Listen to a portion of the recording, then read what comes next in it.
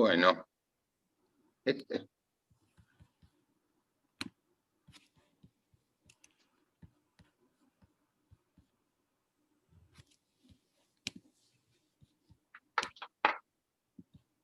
Che, Seferino, vos sabés que no recibí el libro, ¿no? Lo recibí en PDF nomás, lo tuve que leer en la compu. Les voy a decir, es una pena, porque es mejor leer en papel, ¿no? Porque además no lo podés marcar en el... Les voy a en decir. la compu no te queda, vos marcás, pero no te queda. Arrancamos, si les parece. Arrancamos bueno. con la transmisión. Cuando Muy quieras. buenas tardes. Muy buenas tardes a todos. A medida que van ingresando a esta sala de Zoom y también a la transmisión. Esta es una presentación del último libro de Seferino Reato. Tiene que ver con los 70 y la década que siempre vuelve. Una actividad organizada por la Fundación Libertad, por la Fundación Club de la Libertad, la Cátedra Alberdi, la Asociación Civil Río Paraná, Liberar, la Fundación Federalismo y Libertad, la Fundación Progreso y Libertad, el Grupo 1852 de San Juan, la Fundación von Humboldt y la Fundación Cívico Republicana. Agradecemos a todos los organizadores y agradecemos también, por supuesto, a cada uno de los participantes que se van sumando a esta sala y, por supuesto, especialmente tanto a Seferino Reato, el autor de este libro, como también a Graciela Fernández Meijide y a Luis Brandoni, que nos van a acompañar en esta suerte de presentación con diálogo que vamos a intentar hacer a lo largo de estos próximos minutos. Para darle paso directamente a Seferino Reato, no necesita presentación, obviamente. Le damos la bienvenida, Seferino, muchas gracias por esta oportunidad y lo escuchamos en esta introducción antes de iniciar nuestro diálogo. Gracias, Alberto. Muchas gracias a todos los organizadores, a la editorial, a Infobae, que está transmitiendo en vivo, y especialmente a Graciela Fernández Meijide y a Luis Brandoni. No, yo solo les quería decir esto. Venimos, sí. Yo solo les quería decir, ahí Luis necesita asesoramiento. Técnico. Yo solo les quería decir lo siguiente. Este es un libro en el cual yo ya había publicado material que utilizo ahora, más otro material nuevo. Es libro distinto a los anteriores. Yo antes tomaba un hecho importante, tipo noticia periodística, ¿no? La muerte de Rucci. Y después explicaba y trataba de ver cuál era el clima de la época, tratar de explicarlo. Ahora hago totalmente distinto. Comienzo en los 70 con la formación de los dos grandes grupos guerrilleros y termino en el 83 con la recuperación a la democracia. Es un libro corto, simple, sencillo, pensado para quienes no tienen por qué saber y jóvenes interesados en el tema. Son muy pocas páginas, 6 capítulos, 3 apéndices, una introducción y un epílogo, que en el epílogo yo creo que también está un poco el optimismo que tenemos que tener siempre, porque algunas cosas buenas nos ha dejado los 70. La recuperación acrítica no me parece que sea tan buena, pero el tema de los derechos, la revalorización de la democracia y de los derechos humanos, la vida en primer lugar, se lo debemos también a los 70. Entonces, solo esto para decirle, muchas gracias Graciela, Luis, y la idea es que hable Graciela, Luis, y después contestamos algunas preguntas y tratamos de charlar un poco. Muchas gracias. Muchas gracias, Seferino. Bueno, le vamos a dar paso a Graciela en primer lugar, comentarles a la gente también, sé que hay mucha gente que nos consultó antes de la actividad, que había alguna dificultad para conseguir el libro porque se agotó rápidamente esa primera tirada, ¿no, Seferino? Sí, porque la verdad es que no había mucha confianza en el interés sobre los 70, se agotó rápido, pero también es la pandemia, viste que quedamos todos un poco desfocados, pero ya la segunda y la tercera edición están en la calle, comenzaron a llegar el miércoles pasado, así que yo le diría a los grandes amigos, no hay ninguna excusa para no tener el libro. Ahora sí la escuchamos entonces a Graciela Fernández Meijide con su primera reflexión sobre esta presentación. Graciela, la escuchamos. Bueno, gracias antes que nada y lo felicito a Seferino porque se metió en otra empresa que escribir un libro, que no es poca cosa. Por mucho que vos mismo digas, yo ya había escrito sobre estos temas, hice una especie de resumen al alcance de más gente que por joven o porque no se interesó en el momento, ahora quiere ver qué pasó en los 70. Por mucho que digas eso, bueno, escribir un libro es siempre un trabajo y despedirse de él, darlo por terminado, ponerle la palabra fin, es casi, bueno, muchas veces se ha dicho esto, no soy original como un parto. Pero yo me pregunto por qué no se iba a volver a los 70. Porque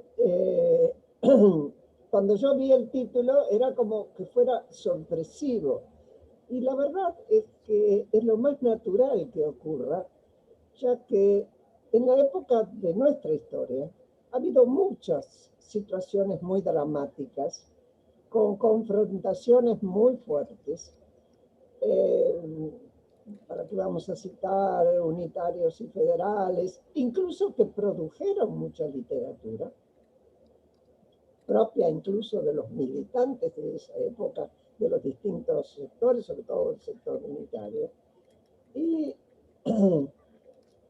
los 70 no fueron solamente para la Argentina un momento crucial.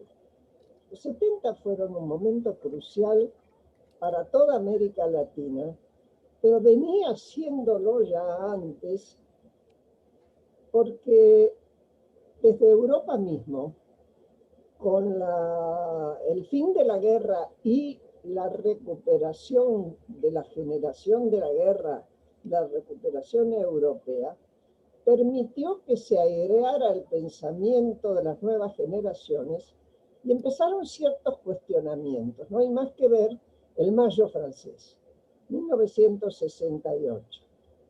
Y antes que el Mayo francés, pero nutriéndose también de esa Europa que empezaba a pensar de una manera antisistema, si ustedes quieren, se permitía el lujo de hacerlo porque se había recuperado de una guerra fenomenal que la había casi destruido.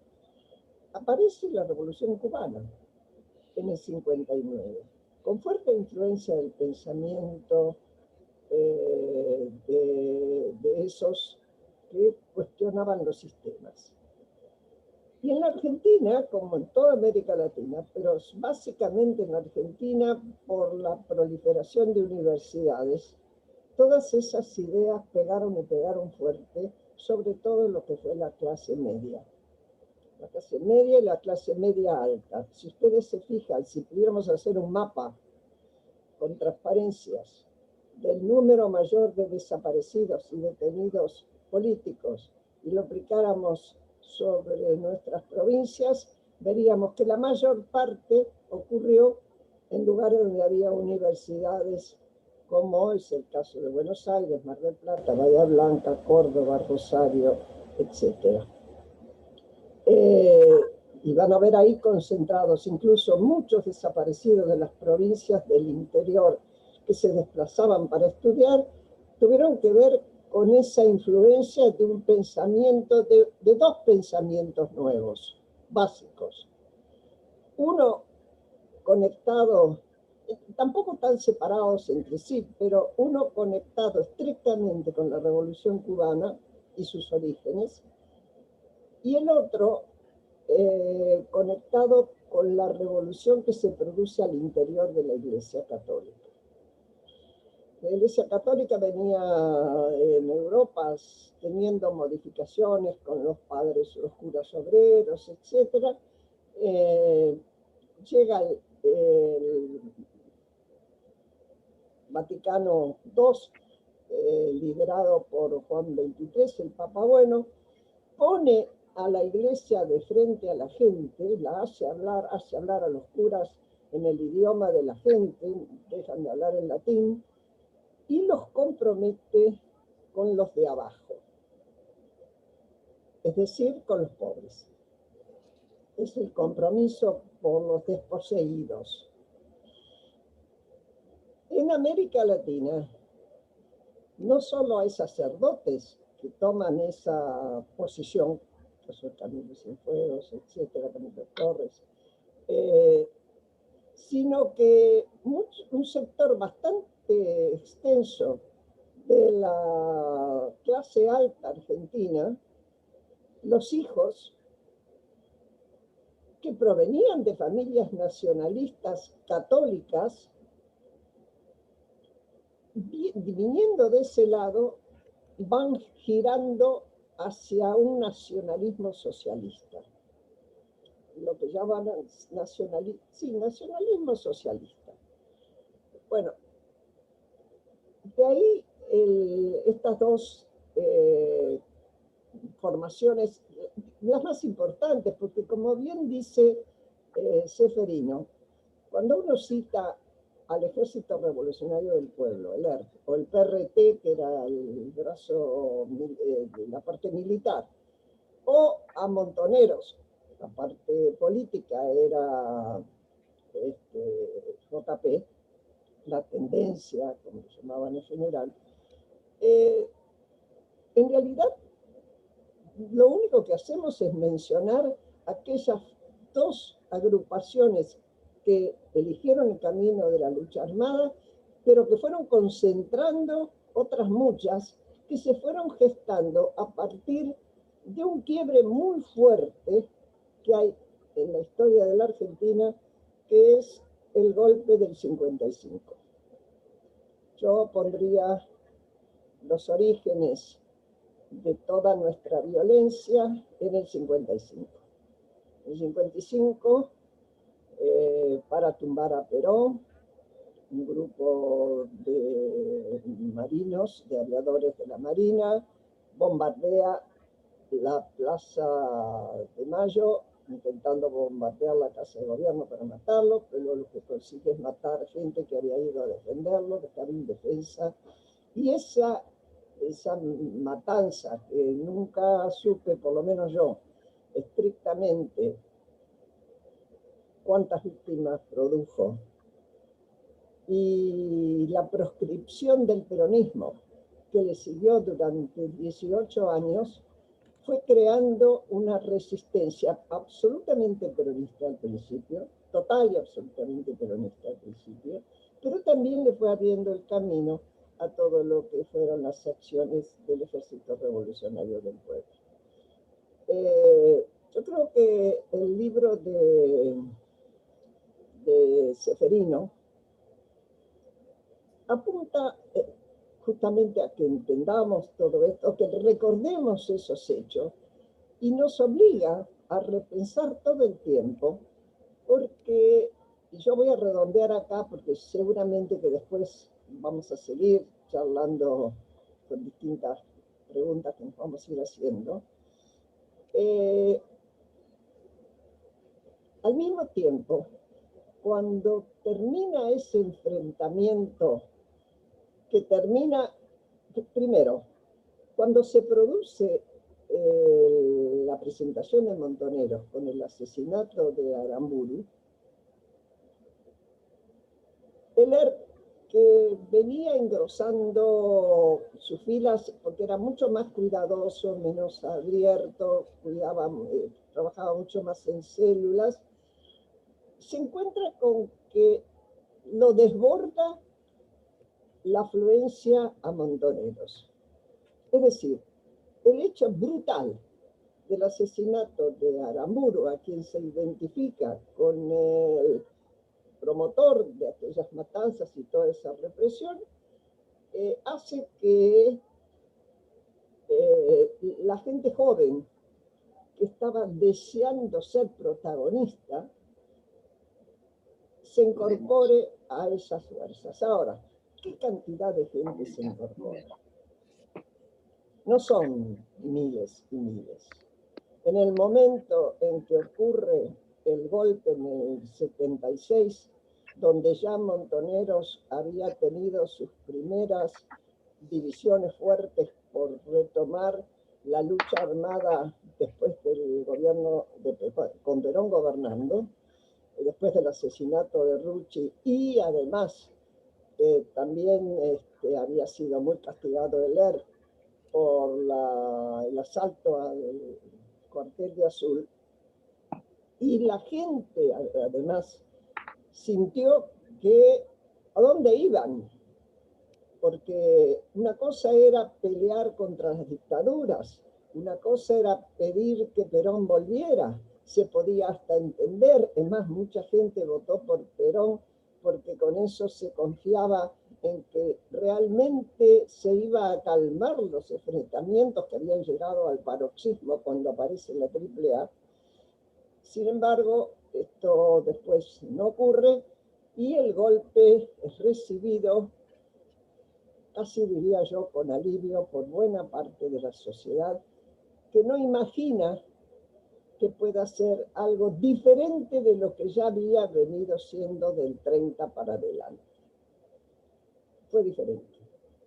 Fue muy diferente porque, como cita el propio Ceferino en el libro, y mucho más en todo el libro, disposición final del reportaje a Videla, Videla lo dice con toda claridad: tenían que morir los que tenían que morir.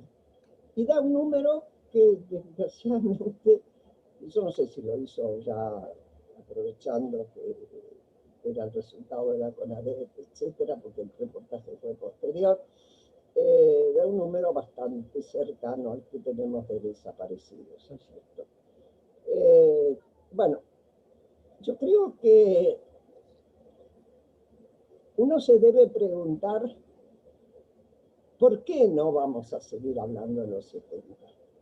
Cuando en realidad, no hace tanto, unos días apenas, para un aniversario de Montoneros, aparece una declaración de Montoneros firmada con toda la familia Firmenich a la cabeza, reivindicando los hechos de entonces, y donde encontramos nombres de gente que hoy está en el gobierno. Es decir, como si no hubiera nada que criticar a lo que fue el camino de la violencia sustituyendo el camino de la política. Yo cierro mi primera intervención acá, si a ustedes les parece bien, y bueno, y vemos después para dónde deriva. Muchísimas gracias, Graciela Fernández Mejide. Lo vamos a escuchar ahora a Luis Brandoni. Ya lo veo tomando notas, Ceferino, de algunos apuntes, así que seguramente después lo vamos a escuchar nuevamente. Luis Brandoni, muy buenas tardes, lo escuchamos. Bueno, buenas tardes. Bueno, yo de antemano pido disculpas porque es la primera vez que estoy en una situación como esta, en la presentación de un libro, de modo que le agradezco enormemente a Ceferino que haya tenido la gentileza de invitarme.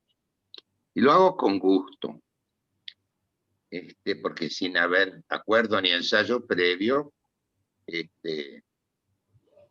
Graciela acaba de terminar su primera participación, donde yo quería, por el mismo lugar por el que yo quería iniciar esta breve intervención. Yo creo que es azaroso, tal vez casual, vaya a saber, la aparición de este libro, pero debo decir que cuando me enteré de la existencia de él, después cuando me llegó, cuando lo leí, me pareció muy, muy, muy oportuna.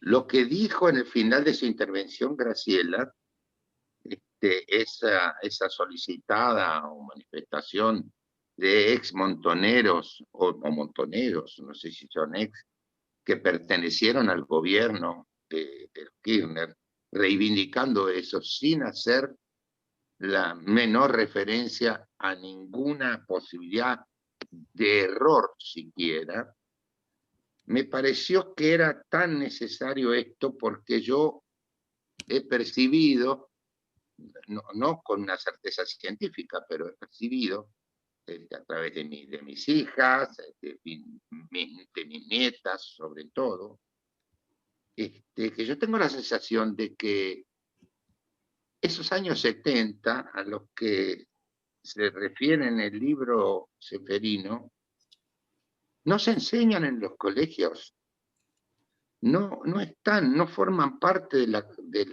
currícula, porque no es posible que no me haya preguntado nadie. He estado en contacto con muchos jóvenes, por supuesto, muchos más jóvenes que yo, y algunos un poco mayores. ¿Qué había pasado? Eventualmente alguien me pregunta cómo fue el tema de mi exilio, pero no se enseña porque esto es la negación, es el estilo más notorio del peronismo, de negar las cosas que presumiblemente a un sector de la sociedad no le interese saber o no quiera saber o prefiera no saber.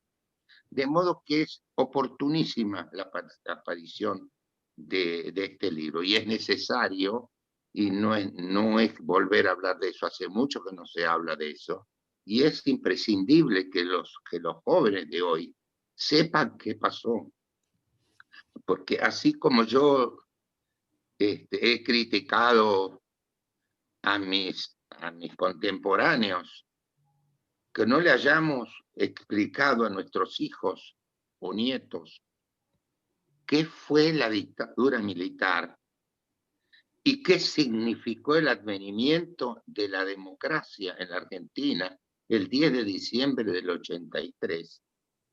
Eso fue un grave error de nuestra generación y una responsabilidad de los padres. Tampoco han ido para atrás, evidentemente, por diversas razones. Pero es muy oportuna la aparición de este libro y me alegro además muchísimo de que se hayan agotado la primera y ahora la segunda y tercera edición de este libro, porque mucha gente se va a enterar de lo que nosotros conocimos y lo que nosotros padecimos, y que uno anda por la vida contando sus pesares, sus desgracias. Pero es necesario que se sepa, por ejemplo, es necesario que se sepa que cuando a mí me amenazó la AAA en septiembre de 1974, me fui, fue muy perentorio la amenaza. Yo me fui unos días después del plazo que me dio la AAA, pero no sabía dónde. Entonces alguien fue con mi hermano y un amigo, hay 6 adelante nuestro, en otro auto, a sacar pasaje a algún lado, y así fue que terminamos sacando un pasaje a Lima. Y ahí pasé la noche y hablé con mi amigo, compañero del servicio militar, mi querido Patricio Henry, para decirle lo que me había pasado y que al día siguiente me iba a embarcar a México porque sabía que él me iba a acoger en su casa. En ese momento había una enorme cantidad de argentinos peronistas que se estaban exiliando porque estaban algunos, de hecho, y otros presumían que les esperaba el mismo destino, que corriera riesgo su vida o que fuera amenazado. Y entonces yo compartí ese exilio, que en mi caso fue solamente de 10 meses, porque es lo que pude resistir, el exilio, lo que me dio el corazón. Y viví muchas cosas, pero esto no se sabía, digo, no se supo. Estas son cosas importantísimas, porque ya en ese momento estaba el doctor Cámpora, ya estaba en calidad de exiliado también, el embajador argentino era Ángel Federico Robledo, que se portó como un caballero con nosotros, en particular conmigo, lo fui a ver desesperado porque no quería tener la calidad de asilado, porque yo quería volver a la Argentina, pero era un hombre que había tenido muchas dificultades con el gobierno de entonces, por razón por la cual, digamos, lo premiaron, entre comillas, con una embajada que tuvo que dejar antes de que yo me volviera. Y todo lo que pasó entonces, y cómo fueron las cosas, y lo que era el país, lo que fue el país entre el 73 y el 76. Eso no se enseña en los colegios secundarios, y me parece que es importantísimo que lo sepamos, entre otras cosas, para prevenirnos,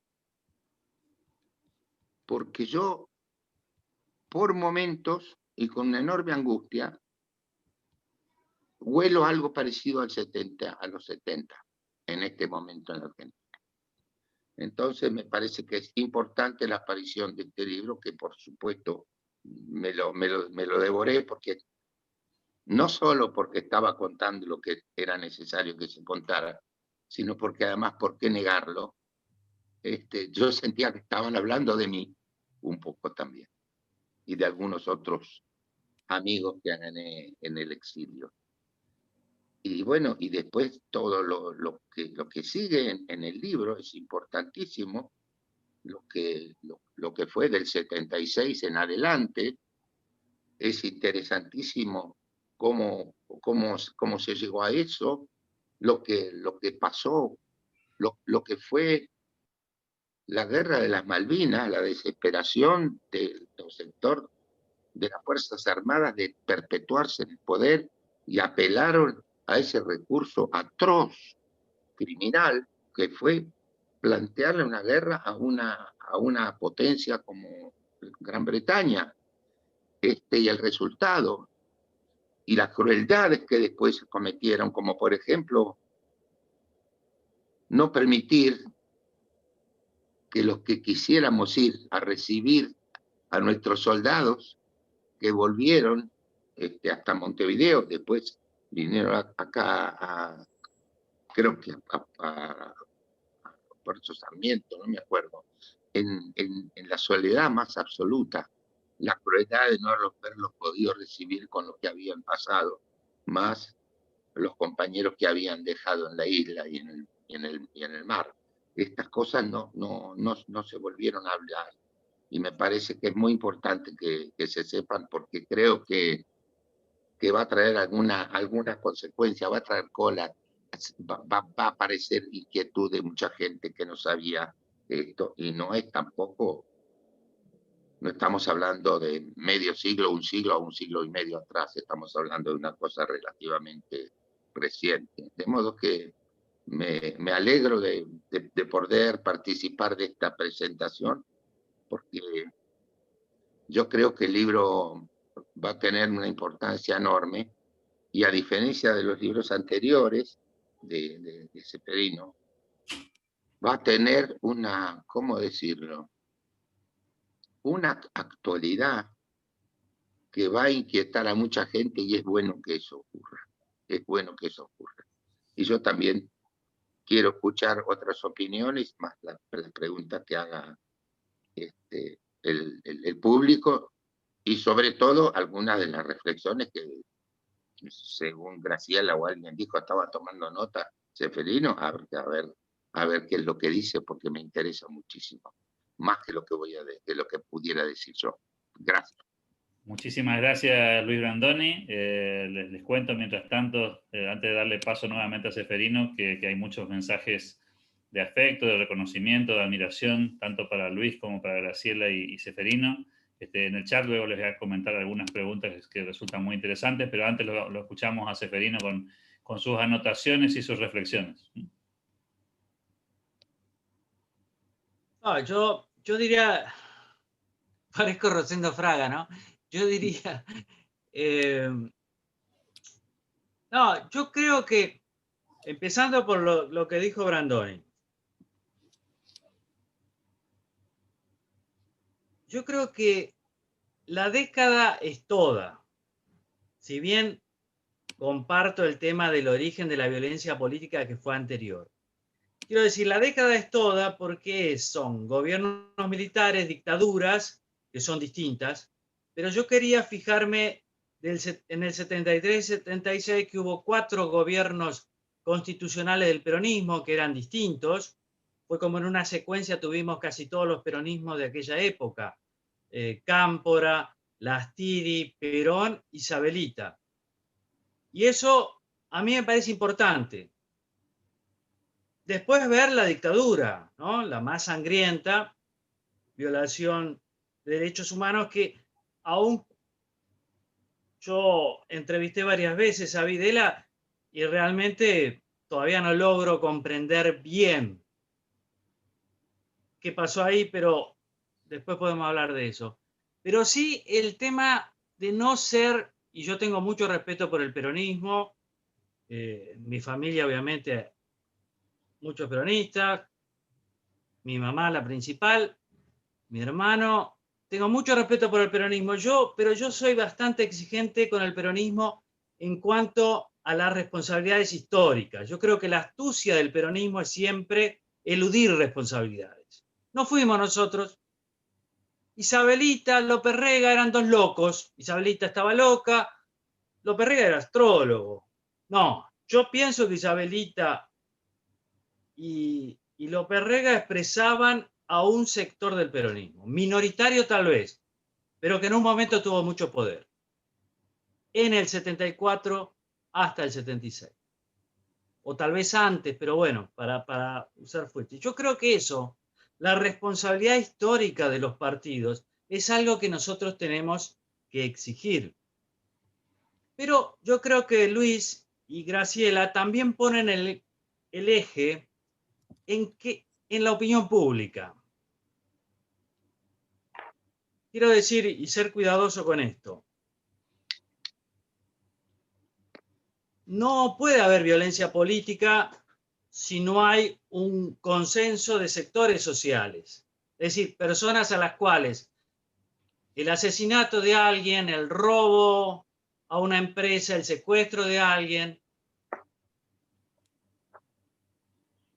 esos necesitan un cierto aval. Tienen que decir, como se decía en la dictadura, algo habrán hecho. Pero como también se decía antes, bueno, este empresario es un explotador.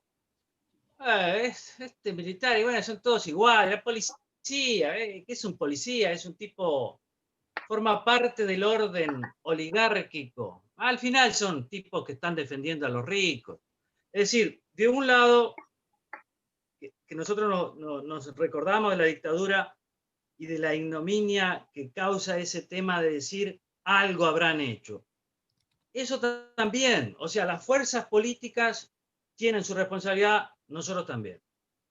Sin consenso social de un grupo me parece que no hay violencia política. Y cuando Graciela dice los 70 tenían que volver, o por qué nos llama tanto, yo diría dos cosas. Uno, creo que los 70 siempre van a volver bajo la forma de libros, reflexiones, películas, porque es algo muy importante que afectó a un montón de gente de una manera u otra, o que entusiasmó a mucha gente de una manera u otra. En las editoriales se dice que los 70 son como la guerra civil española para los españoles, o Vietnam para Estados Unidos, o la Segunda Guerra Mundial. Es decir, son hechos tan importantes que producen toda una literatura, por eso, entre comillas, se dice es un género propio. Y yo creo que eso va a ser así. Lo que a mí me asusta más, me asusta relativamente, pero digamos, para ser literario, lo que más me choquea es que una década así pueda estar en el imaginario de personas que nos gobiernan. Es decir, me produce más, no temor, pero sí una cierta conmoción, que cuando en la bancada oficialista hay que homenajear a Rucci porque se cumplió un nuevo aniversario de su muerte, el jefe del bloque de diputados del oficialismo, Máximo Kirchner, prefiera homenajear a Tosco. Y Tosco es una excelentísima persona, honestísima. Pero la idea es tomarse de Tosco para no homenajear a Rucci. ¿Por qué?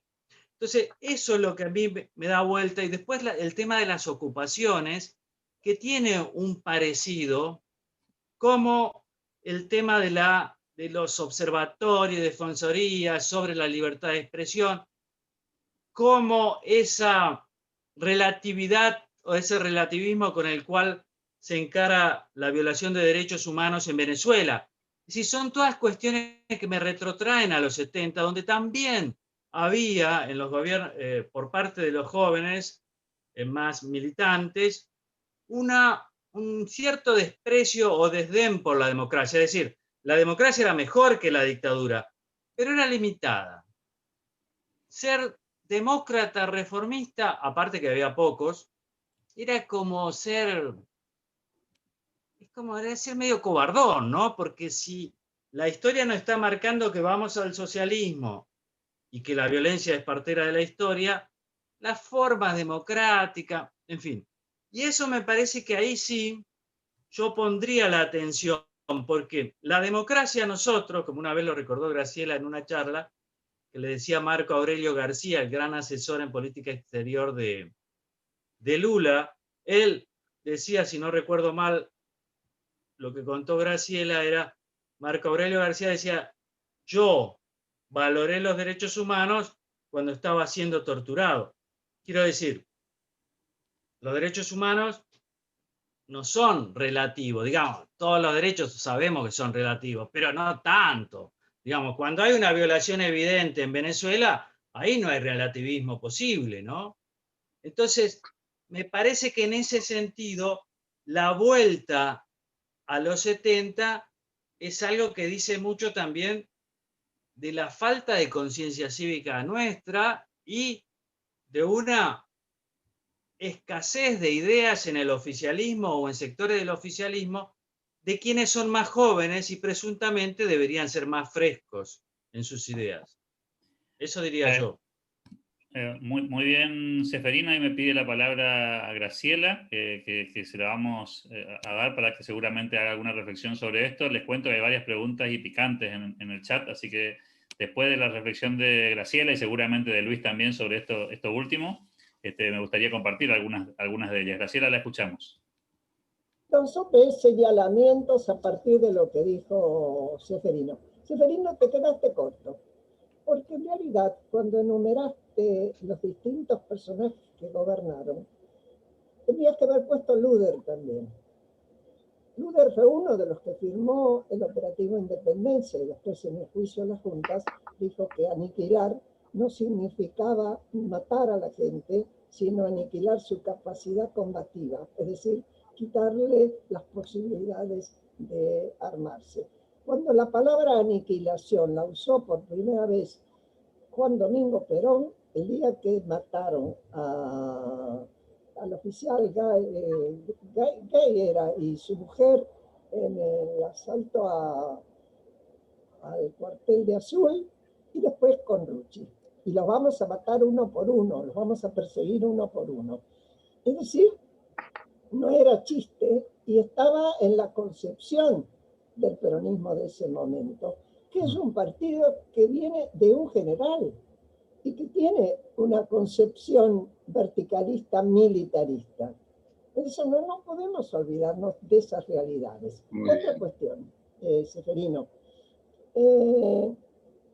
Cuando fue el momento, después de Malvinas, que realmente fue por un lado una cosa terrible porque era una vez más un atajo de los militares para perpetuarse en el poder, que coincidió con una necesidad de Thatcher también, que tenía problemas ya sociales y le vino muy bien encolumnar detrás de una guerra. Y esa desgracia nos trajo la posibilidad de salir una vez más a la democracia. Ahora, fíjate vos que cuando se da el decreto que conforma la CONADEP, el decreto específicamente dice que se va a averiguar sobre la suerte que corrieron los desaparecidos a partir del 24 de marzo de 1976 y hasta el día de la fecha que se recupera la democracia. No es casual que Alfonsín haya hecho eso. Eran sus propias necesidades políticas. Alfonsín le había ofrecido a Luder pertenecer a la Corte Suprema. Luder desistió. Es decir, Alfonsín sabía que el peronismo en la oposición no iba a ser suave y sabía que iba a tener un gobierno con dificultades, con dos deudas fenomenales. Una de sangre y de justicia y de verdad, y la otra una deuda económica que terminó sin poder solucionar en una de esas tantas crisis que nos atraviesan. Y último señalamiento. En un Zoom donde me están convocando mucha gente joven, muchísima gente joven, a Zoom muy grandes, que quieren hablar de estos temas, sobre todo el tema de derechos humanos, etc. En un momento, un chico de unos 22 años, no más, me dijo, yo vengo de una familia radical, toda mi familia radical, pero cuando yo abrí los ojos a la política, me encontré con que fuera atractivo el kirchnerismo o nada. ¿Qué había pasado?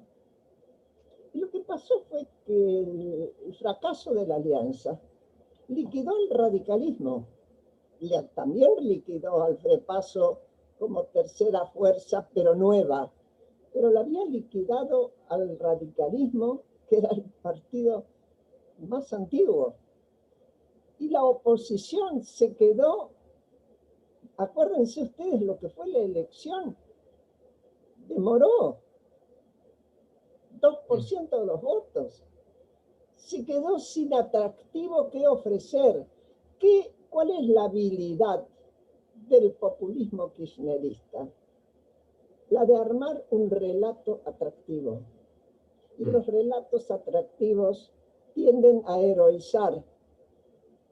De ahí que los 70, para el kirchnerismo, hayan sido heroizados. Cuando yo escribí el libro, eran humanos, no héroes.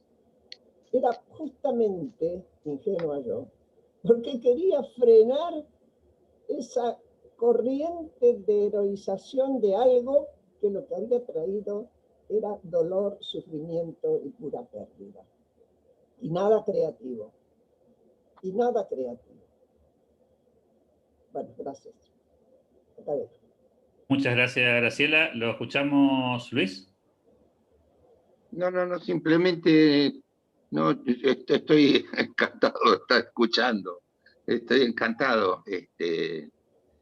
No quiero agregar nada más que insistir en la oportunidad de la aparición de este libro, porque me parece, bueno, con los recuerdos que acaba de darnos Graciela, hay cosas que han ocurrido que es necesario recordarlas. Cuando yo hice la referencia a la responsabilidad nuestra de los padres, que no les contamos a los muchachos lo que había ocurrido durante la dictadura, esto es así porque me impresionó mucho, un año después de recuperada la democracia, le hicieron una nota a varios estudiantes en la puerta de distintas facultades de Buenos Aires y hablaban pestes de lo que estaba pasando.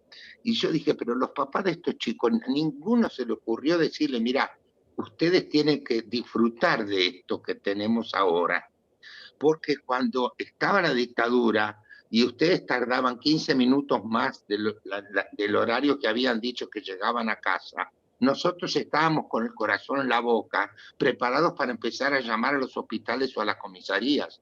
Y esto que es la democracia es un beneficio, porque ustedes no son sospechosos de nada en la democracia.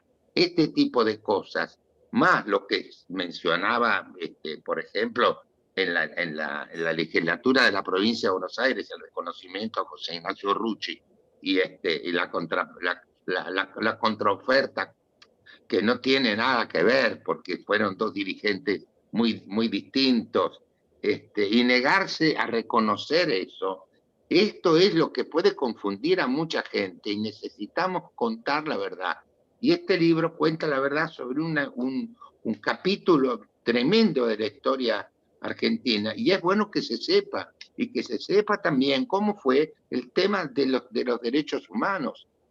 El peronismo han pretendido a partir del kirchnerismo ser los defensores de los derechos humanos cuando no tuvieron el coraje, ni la decisión, ni el reconocimiento de haber pertenecido a la CONADEP, porque tenían tenían algún sentimiento de culpa o el culo sucio, no sé cómo decirlo de la manera más elegante en un acto de esta altura cultural.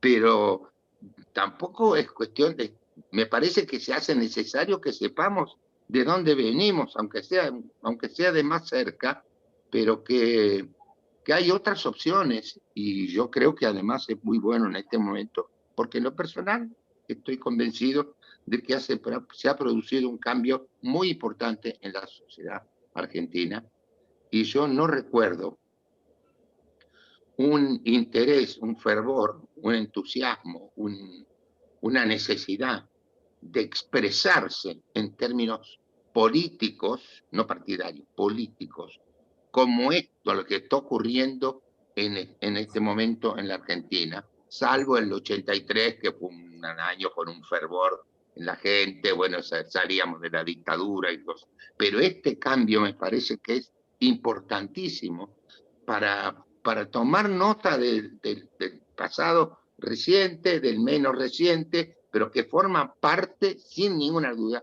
de nuestro presente hoy. Y ahora quiero escuchar. Muchísimas gracias, Luis Grandoni. Muchísimas gracias también, Graciela Fernández Mejide, por estas reflexiones. Le vamos a pasar nuevamente la posta a Ceferino, pero voy a aprovechar para volcar algunas de las inquietudes que se plantearon aquí en el chat, si sirven también como disparador para la conversación. Gustavo Lana, de la provincia de Córdoba, dice por aquí que quiere preguntarles a todos ustedes si no creen que los 70 vuelven porque no ha sido resuelto el conflicto de fondo en Argentina. Es como un ciclo que parece que ahora mismo Ex Montoneros está manejando mapuches en las regiones de Latinoamérica, están sucediendo muchos conflictos, como en Chile, y ahora en el límite entre Venezuela y Brasil también. Esta reflexión de Gustavo es, si no volvemos a los 70 porque no se resolvió la cuestión de fondo, y Ceferino, te escuchamos en esta reflexión. Yo no sé qué es la cuestión de fondo para el amigo. Yo creo que los 70 vuelven porque el peronismo se ha quedado sin ideas. ¿Qué es el peronismo frente al mundo este?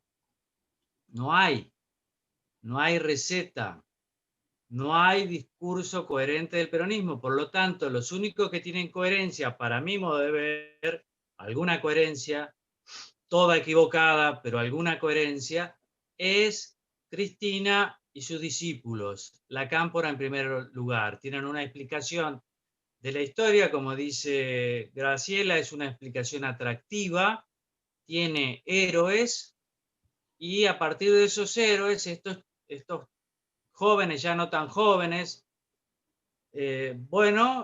pueden explicar qué es lo que hay que hacer. Vos fíjate que Máximo Kirchner es un hombre grande ya. Para mí es un hombre muy grande, porque las ideas son viejas, los héroes son viejos. No los conoce bien y ellos son muy de tradición oral. No es que hayan leído de la historia de Tosco, los discursos de Tosco, la trayectoria de Tosco. Alguien le contó, mirá, hay un señor.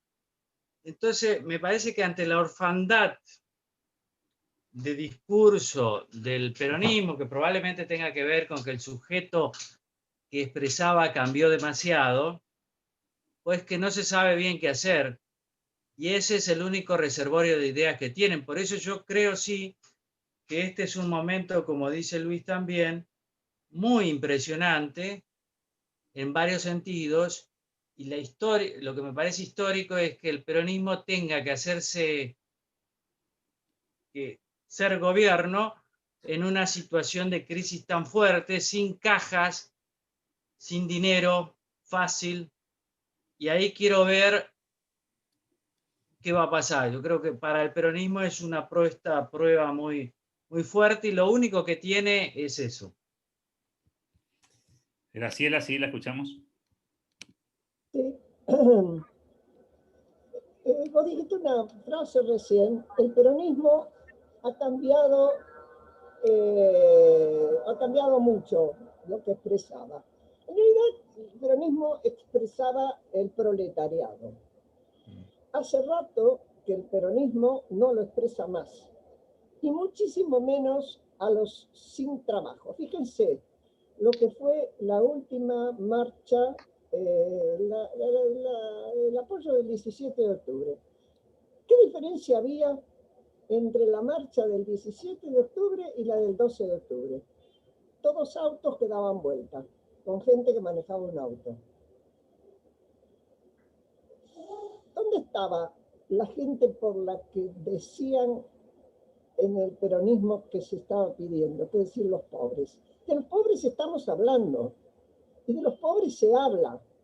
¿Cuál de esos gremialistas de la CGT es pobre? Perfecto. ¿Cuál de los gremialistas de la CGT se ha hecho cargo de los movimientos sociales, de los cuales se hace cargo Pérsico, Grabois, Pitu Salvatierra, etc.? Es decir, seguimos igual. Desde el Ministerio de Desarrollo, fuera Carolina Stanley, sea Arroyo, lo que hacen es, con bolsas y dinero, manejar a los movimientos sociales. Que ahí están, listos para clientes de quien lo necesite, el intendente o quien sea. ¿Y quién se está preocupando en serio del peronismo por crear trabajo genuino? Por en serio incorporar a los empresarios y crear una buena alianza Estado-privado, empresas privadas para que haya trabajo en serio. El peronismo no ha podido hacer esa transformación porque perdió el sujeto social. Hay que leer el último artículo de Juan Carlos Torres. Es muy interesante, en ese sentido lo recomiendo. Perdió su sujeto social. Hoy por hoy, si uno miraba las dos marchas del 17 y del 12, era la clase media la que se estaba movilizando. Una no convocada por una organización, sino espontáneamente con cientos de consignas diferentes, la justicia, institucionales, la salud, etcétera, lo que fuere, la seguridad, y la otra en apoyo del presidente, porque le hacía falta, inclusive con el lujo del kirchnerismo de no estar, o de toco y me voy, que es el caso de Máximo, que lo mandan, toca y se va. Por eso, los 70 siguen siendo una visión de un momento en el que la gente se jugó, y por eso impresiona. Se jugó eligiendo mal,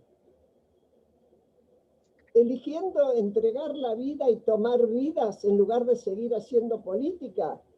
Sí. Se jugó defendiendo la patria los que eran soldados, creyendo en serio que el comunismo venía y que eso se llevaba por delante la patria. Muchos de ellos también. Es un tajo muy fuerte en nuestra vida.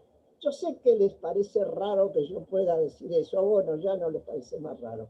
Pero por eso vuelven los 70. Por eso tiene actualidad el libro de Severino. Pero, ojo, analicemos. Yo no creo que los 70 hoy sean un peligro tal cual. Nunca se repiten. La tragedia, decía Marx, la primera vez que ocurre en la historia es tragedia, después es farsa. ¿Qué pasó? Decirnos que la cámpora tiene algo que ver con los que luchaban en los 70, me mato de risa. Si no tienen un puesto de trabajo, se lo crean. Muchas gracias, Graciela. A ver si lo recupero ahí con el audio a Luis. Ahí creo que puede habilitar nuevamente el audio Luis Grandoni, si quiere agregar algo sobre esto. Muy interesantes las preguntas que están en el chat. Ojalá que nos alcanzara el tiempo para compartir con todos ustedes tantas inquietudes. Mucha gente que vivió los 50 y que tiene hoy 50 años, 60 años, que vivió aquella época. No sé si Luis puede habilitar el audio y tiene algo más para sumar en este tema, porque también tengo una pregunta que me interesa mucho la respuesta de que nos pueda dar Luis, si es que puede ahí habilitar el audio. Ahí lo escuchamos, Luis. ¿Me escuchás? ¿Me escuchás? Perfectamente. No, la verdad que me gustaría escuchar la inquietud de la gente que está participando de esto y qué es lo que quieren decir. No, yo Muy bien. estoy Hay encantado una de la vida de compartir esto porque es muy, muy interesante, muy interesante. Hay una pregunta que aparece aquí en un par de inquietudes que plantea la gente, que por ahí es interesante conocer la visión de Luis Brandoni, que tiene que ver con el rol del radicalismo y la responsabilidad del gobierno de Alfonsín en no haber concluido un proceso que obviamente se ocupó de los militares, pero aparentemente no se terminó de ocupar de Montoneros o de esa parte de la historia. Alguien pregunta si no hay una responsabilidad también allí en ese inicio de la etapa democrática, por no ocuparse de toda la historia y solamente de una parte. Luis, lo escuchamos. ¿Puedo contestar? Efectivamente, no, sí, se ocupó todo lo que pudo. Mira, lo que no pudo hacer en casi 8 años la dictadura lo hizo en pocos meses el doctor Alfonsín. Por ejemplo, detener a los dirigentes más importantes de la guerrilla y a López Rega, que no lo encontraron nunca en casi 8 años. Eso lo hizo la democracia. Y la democracia hizo el juicio a la Junta, que fue un episodio muy importante, extraordinariamente importante, pero no pudo hacer todo, porque, entre otras cosas, él no era peronista. Era radical, era un hombre que se propuso muchas cosas y algunas no las pude cumplir y otras no le salieron bien. Pero la herencia que dejó me parece que vale la pena, porque después hay otras cosas. Reato, te aviso, tenés tema para otro libro más después de esto. Te pediría, por favor, que te pongas a la tarea de escribir qué significó el indulto de Menem en la Argentina, que es un episodio extraordinariamente importante del cual tampoco se habla más. No se habla más. No sé si se enseña en las escuelas secundarias el indulto de Menem, que significó, entre otras cosas, 11 años de libertad a los genocidas que habían sido juzgados en el juicio a las juntas militares. Pero no se le faltó muchas cosas, no terminó su periodo, tal como él lo dijo públicamente: me quieren salir escupiendo sangre. Y efectivamente fue así. El que fue canciller de la República, el señor Di Tella, decía que el dólar no debía estar caro, sino recontra caro. Y el señor Cavallo fue a los centros financieros internacionales a pedir que no le dieran ningún crédito más al gobierno de Alfonsín. De modo que la situación era de tal gravedad que a mí me lo dijo personalmente, porque lo fui a despedir, porque no podía ir a la despedida oficial, porque estaba filmando. Me dijo: yo me podría quedar hasta el 10 de diciembre, pero no tengo derecho a jugar la suerte del país por mi orgullo de finalizar mi periodo. Me va a costar muy caro, voy a pagar caro, pero yo prefiero que el país pueda salir adelante.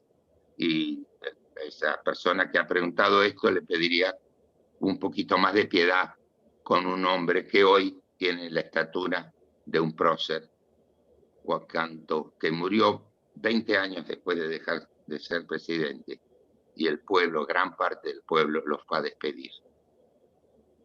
Nada más. Muchas gracias, Luis Brandoni. Graciela quería decir algo sobre esto. Seguramente Seferino también tiene algo para comentar. No, Graciela simplemente opinó ahí en el chat, recordando un hecho histórico. Es un tema polémico, evidentemente, y de debate, ¿no? Si aquello fue concluido o no. Graciela ahí aclaraba que Montonero fue juzgado, que Firmenich estuvo preso 7 años y que lo indultó Menem. Por supuesto. Por supuesto. No, el tema es bien interesante, porque yo recuerdo que el indulto fue pedido por Montoneros, ¿no? En el apoyo a la campaña de Menem.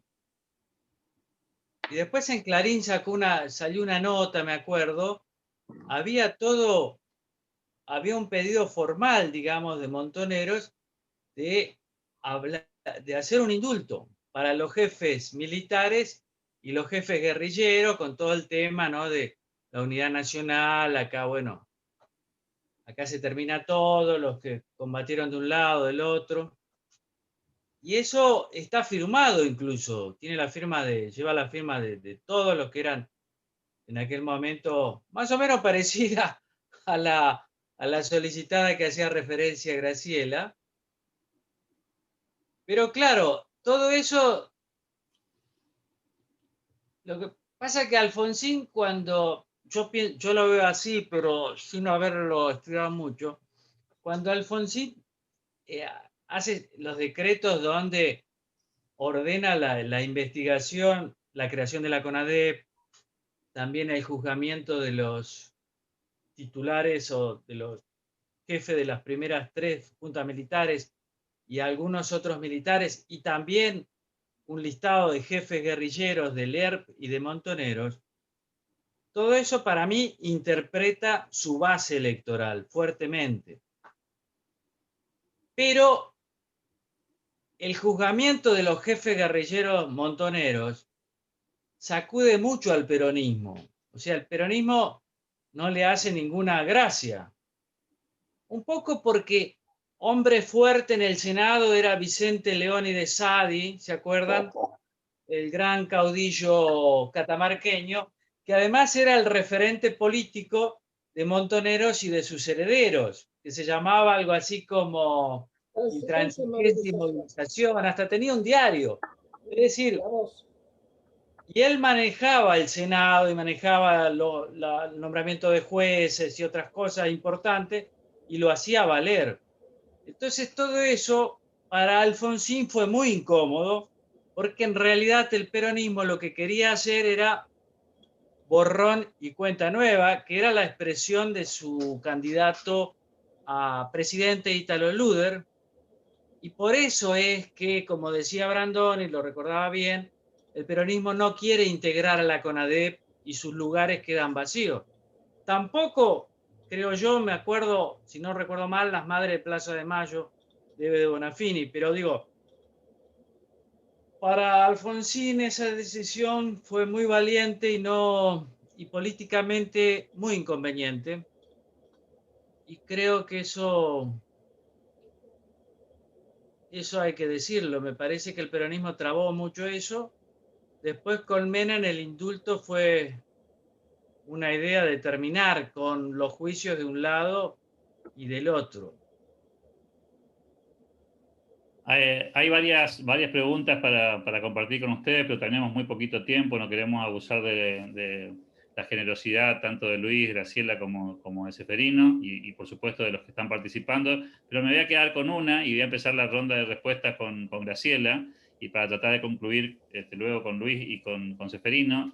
Un periodista desde Roma, aquí, Guido Gasoli, dice: a mí me parece que el problema más grande de Argentina es seguir mirando el pasado y ideologizándolo y no mirar el futuro. Además, creo que se ha creado una estructura mediática que difunde el relato. En Italia se considera el terrorismo algo de pura violencia y se celebran sus víctimas, pero no se consideran ni celebran mínimamente sus actos. Son una página repudiable de nuestra historia, como las mafias, dice Guido, y por supuesto la escucho a Graciela en esta especie de reflexión final. Si quiere tomar esta pregunta, está ok. Si quiere ir por otro lado, Graciela, siéntase en libertad. Entendí la pregunta, perdóname, pero no entendí la pregunta, me pareció una afirmación. Sí, es como una reflexión, ¿no? Dice que el problema de Argentina es que mira el pasado ideologizándolo y no mira el futuro. ¿Mira el pasado qué? Ideologizándolo y no mira el futuro. Bueno, sí, es uno de los problemas nuestros, pero eso porque tenemos una economía muy chica, no estamos insertos en la economía europea. Italia, por suerte, pudo incorporarse al mercado común europeo, si no estaría hablando también de Garibaldi y del fascismo, y se incorporó al futuro. Nosotros no, en América Latina, por mucho que hubo un crecimiento, sobre todo los años del viento de popa, no fue suficiente como para colocarnos en economías fuertes. Y la nuestra especialmente es chica, y eso normalmente te trae también un achicamiento, incluso en los desarrollos de las distintas regiones. No es casualidad que nosotros tengamos provincias donde todavía hay un gobernador que hace 30 años que es gobernador, que no haya alternativas y que no aparezca una alternativa de elección. Y vi por ahí una afirmación de Cecilia Pando diciendo que durante el gobierno de Alfonsín se suspendieron los juicios a los terroristas de, como le llama ella, de izquierda, es decir, a Montoneros y a Lerch. No es cierto, se juzgaron los que estaban, otros estaban fuera del país. Y incluso a Firmenich se lo hizo venir porque estaba en Brasil con su mujer y fue a pedir un pasaporte al consulado, lo identificó Interpol y lo trajo Interpol. Y por eso pudo ser juzgado. Fue juzgada también Graciela D'Aleo y otros. Graciela D'Aleo fue una de aquellas que cuando se dio el indulto, cuando Menem indultó, dijo, yo no quiero salir porque no soy igual que los militares. Graciela D'Aleo había estado secuestrada durante bastante tiempo en la Escuela de Mecánica de la Armada. Muchas gracias, Graciela. ¿Alguna reflexión final, Luis, sobre este tema que preguntaba el periodista o sobre alguna cuestión que le haya parecido importante dejar en claro antes de cerrar la actividad? No, simplemente lo que decía Ceferino, que Menem se vio como obligado a dictar el indulto porque se lo sugirió o se lo pidió la directiva de Montonero. Yo quisiera saber, yo no lo sé, pero pregunto nomás. ¿No será porque le debía algún favor Menem a los montoneros de la época de la campaña? Nada más que eso. Bueno, no, sí, yo no dije que se vio obligado, Menem hacía lo que quería. Entiendo que la alianza fue muy fuerte y que Menem necesitaba ciertos recursos que Montonero sí tenía. De todos modos, es una carta bastante pública, muy interesante. Yo la leí primera vez en Clarín y la carta es como un manifiesto muy parecido al del 7 de septiembre pasado. Yo creo que la alianza de Montonero con Menem es bastante, ya todos se saben, y también hubo recursos de dinero, que Montonero tenía dinero, ¿no? Bueno, yo diría lo de Guido Casoli. Sí, yo creo que hay algo que nosotros nos ata. Probablemente, como dice Graciela, tengamos una economía muy chica, estemos muy poco integrados, seamos muy poco modernos y no veamos que es importante pensar en el futuro a partir del presente y dejar el pasado en el pasado. Se le atribuye a Borges una frase sobre el peronismo muy interesante. Decía, es un movimiento extraordinario, tiene todo el pasado por delante. Creo que es un poco así por esta pérdida del sujeto que el peronismo debería expresar. Primero los obreros, después los que buscan trabajo. Pero también es que el peronismo, me da la impresión, es un invento muy argentino. Y en Argentina hay mucho de estar escarbando en el pasado. Algunos hablaban de otro pasado, ¿no? De la generación del 80. El peronismo en este momento, para mí, el grupo que comanda el peronismo piensa en un pasado distinto, que es el 70, y bueno, expresa un poco la crisis nuestra, pero yo creo que esto se va a resolver rápido, bastante rápido, porque la crisis es bastante grande. Prefiero, como dice Luis, pensar en la cantidad de jóvenes que quieren repensar los 70, y bueno, me parece que eso está a la vista, ¿no? Yo quiero finalmente, para concluir este encuentro, agradecerle por supuesto a los tres, pedirle a Ceferino que no deje de pasar el aviso respecto del libro, que sabemos que está nuevamente circulando para aquellos que no tuvieron la oportunidad de conseguirlo. En el interior dicen que se está poniendo complicado para que llegue, así que hay que apurar a los amigos para que esa distribución llegue a tiempo. Así que felicitarlo a Ceferino por este proyecto.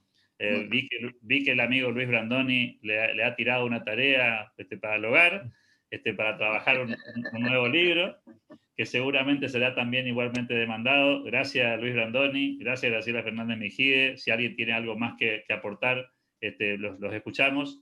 Y si no, no nos queda más que agradecerles a todos la generosidad por compartir este tiempo con nosotros y desearles una excelente semana. Muchas gracias a todos. Hasta pronto. Gracias.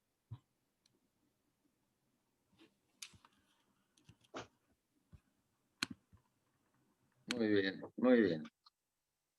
A ver, Monse. Muchas gracias.